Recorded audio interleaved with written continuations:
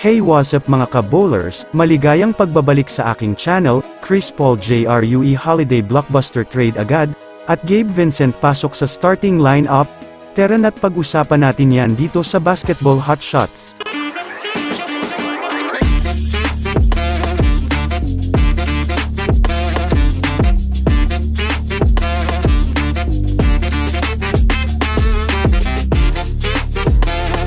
Una nga natin mga ka-bowlers pagkwentuhan ang balita sa Lakers.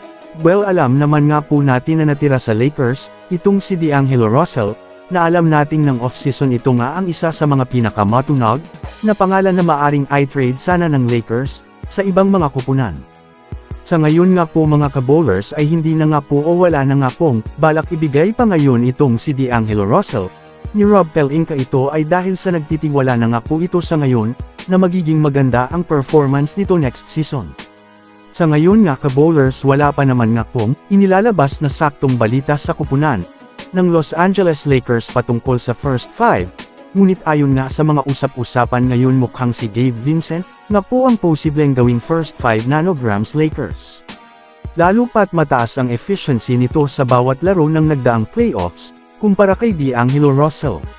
Samahan mo pa ng mas mabilis at mas agresibong guard, pa nga ito kaysa kay Russell, kaya abang-abang na lang tayo, sa mga susunod na update patungkol sa kupunan ng Los Angeles Lakers.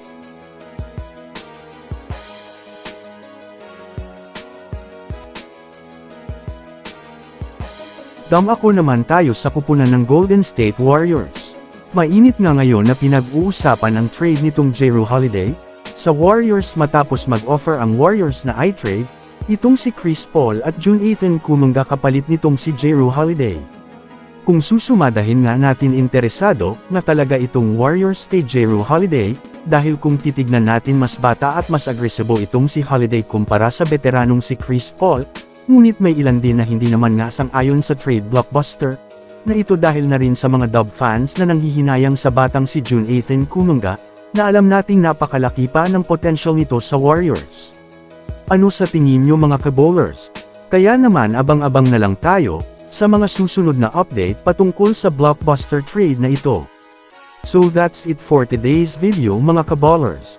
Yan lang ang ating pag-uusapan sa ngayon. Pindutin na ang subscribe, and hit nyo na rin ang notification bell, para sa mga susunod na update sa mundo ng basketball.